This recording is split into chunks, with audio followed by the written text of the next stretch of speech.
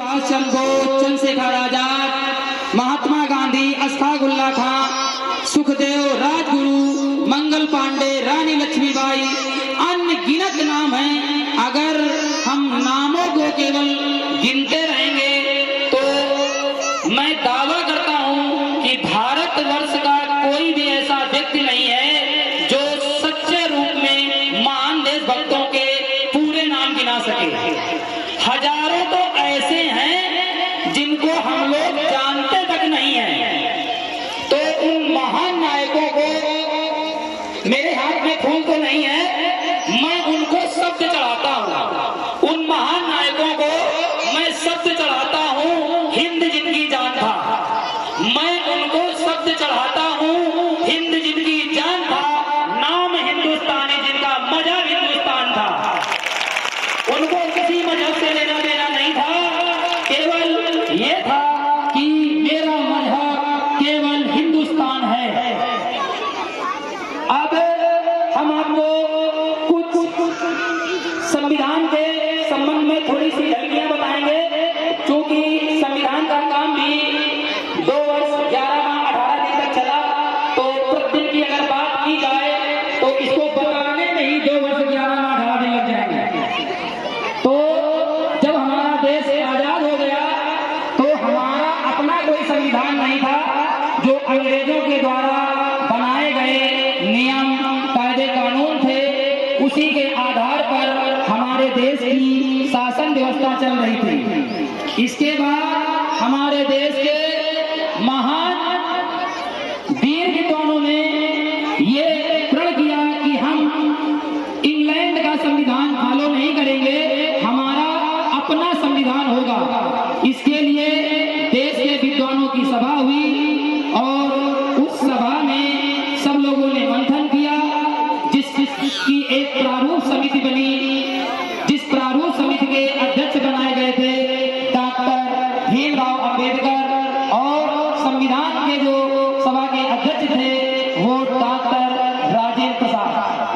तो सब लोगों ने मिल करके 2 वर्ष 11 माह 18 दिन के बाद घोर परिश्रम करके 26 नवंबर 1949 को अपना संविधान बन करके तैयार कर लिया।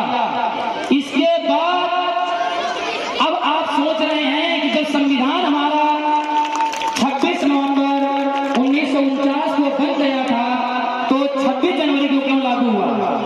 क्योंकि 26 जनवरी की तारीख हमारे इतिहास में 1929-30 से चली आ रही है। तब से ही हमने अपने आप को स्वराज्य मान लिया था और तब से लेकर के हम हर वर्ष 26 जनवरी को झंडा फहराते थे।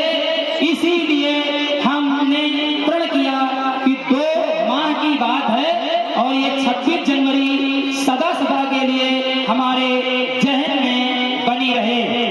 इसलिए सब लोगों ने प्रण किया कि हमारा संविधान 26 जनवरी 1950 से लागू होगा, और हमारा संविधान 26 जनवरी 1950 से लागू हुआ। तब से लेकर आज तक हम 26 जनवरी को गणतंत्र दिवस के रूप में मनाते आ रहे हैं, मना रहे हैं और मनाते रहेंगे।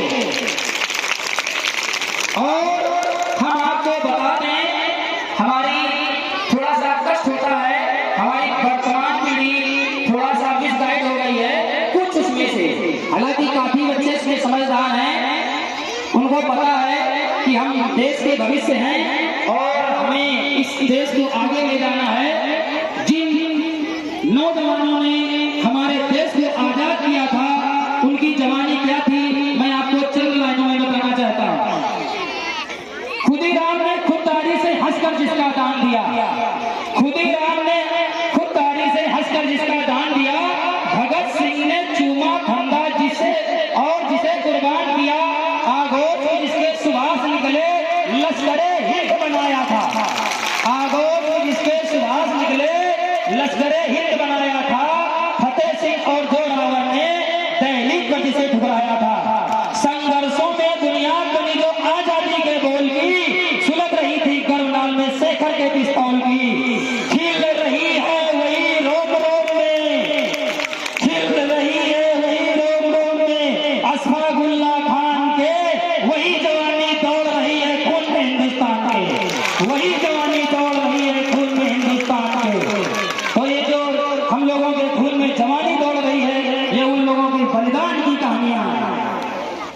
मैं आपको एक घटना बताऊं। बहादुर शाह जफर, बहादुर शाह जफर का आपने नाम सुना होगा। उनकी उम्र लगभग 80 साल की थी और उन्हें रंगून में कैद कर लिया गया था। रंगून में कैद किया गया था अंग्रेजों के द्वारा। आपने काला पानी की सजा सुनी होगी। तो जो हमारे देश के कुछ चापलूस थे अंग्रेजों के, उनमें से एक चापलूस गया और फतेह सिंह से कहने लगा, बहादुर शाह जफर से कहने लगा, दमदमे में दम नहीं है, खैर मांगो जान की। दमदमे में दम नहीं है, खैर मांगो जान की। अरे जफर झुकने लगी शमशीर हिंदुस्तान की। ऐसा कहा अंग्रेज के चापलूस ने जफर से। और जफर एक सच्चे देशभक्त थे। उनको लगा कि इसको ऐसा लग रहा है कि मैं बूढ़ा हो गया हूं, इसलिए हिंदुस्तान की बेइज्जती कर रहा है। तो उसने कहा रुको, इसका जवाब भी सुनते जाओ, मैं तुमको जवाब सुनाता हूं। तो उसने सुनाया, गाजियों में बू रहेगी जब तलक ईमान की, गाजियों में बू रहेगी जब तलक ईमान की, तख्ते लंदन तक चलेगी शमशीर हिंदुस्तान की। तुमको मैं हिंदुस्तान में घुस के मारूं, तुमको मैं इंग्लैंड में लंदन में जाकर के मारूंगा। इतना इंग्लैंड लंदन ये एक ही नाम है, मैं तुमको वहां तक घुस करके मारूंगा। अबे बूढ़ा ना समझना। ये बात थी बहादुर शाह जफर की। उन्होंने ये कहा और शायद आपको पता भी होगा कि इसको यथार्थ करके दिखाया हमारे सरदार ऊधम सिंह ने।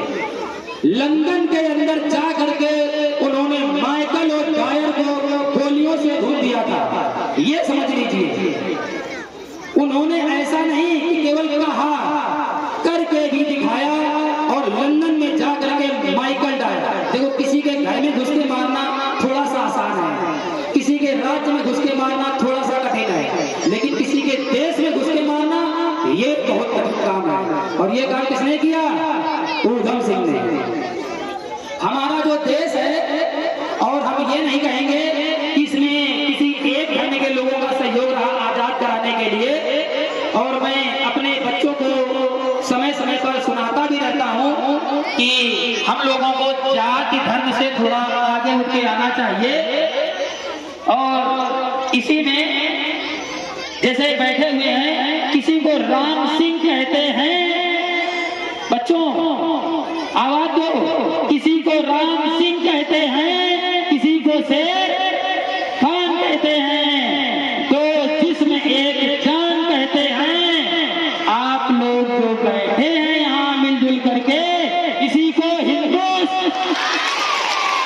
हिंदुस्तान कहते हैं। हमारा हिंदुस्तान सबसे बड़ी बात यही है, इसीलिए इसका नाम है गणतंत्र और धर्मनिरपेक्ष देश। यहाँ पर सभी धर्मों का समान आदर है। आप किसी और देश में चले जाइए, वहाँ सभी धर्मों को समान आदर नहीं है। लेकिन ये हमारे भारत की सुंदरता है, जिसने सबको अपने पास बिठा करके रखा है। और जो आजादी जिन लोगों ने अपना कतरा कतरा खून कर बहाया है, उनके संबंध में मैं कहना चाहता हूँ, कतरा कतरा खून दिया था, दी जवानी जुनून दिया था। कतरा कतरा खून दिया था, दी जवानी जुनून दिया था। खड़े अंग्रेज मान नहीं तो गोलियों से भूत दिया था। गोरियों के गाल नहीं दे, ना आवाज मंदिरों की, गोरियों के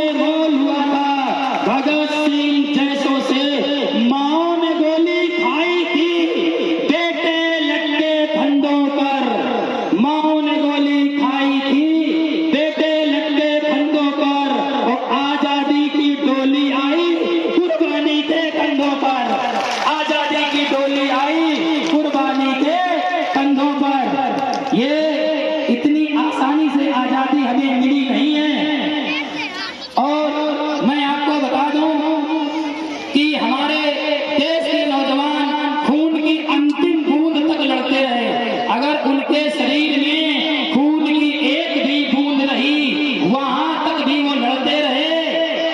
रक्त से रंग देते थे धरती वो अरियों की ललकार पर। अरि माने दुश्मन।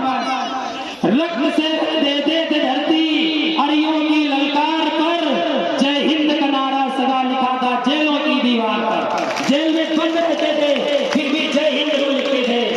रक्त से रंग देते थे धरती अरियों की ललकार पर। जय हिंद का नारा सदा लिखा था जेलों की दीवार पर। बदन पर बंधी थी बेड़ियां, दिल मगर आजाद था।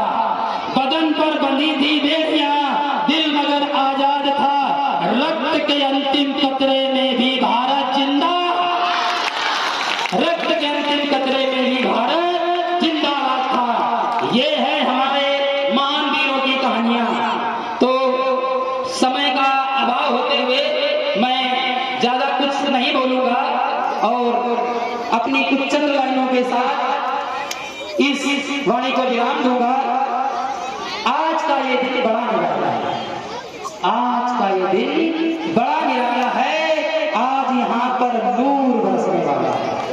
आज का ये दिन बड़ा निराला है। आज यहाँ पर नूर बरसने वाला है। बच्चों बजाओ जोरदार तालियां, कार्यक्रम शुरू होने वाला है। जय हिंद, जय भारत। भारत माता की, भारत माता की, भारत माता की। इंकलाब, इंकलाब।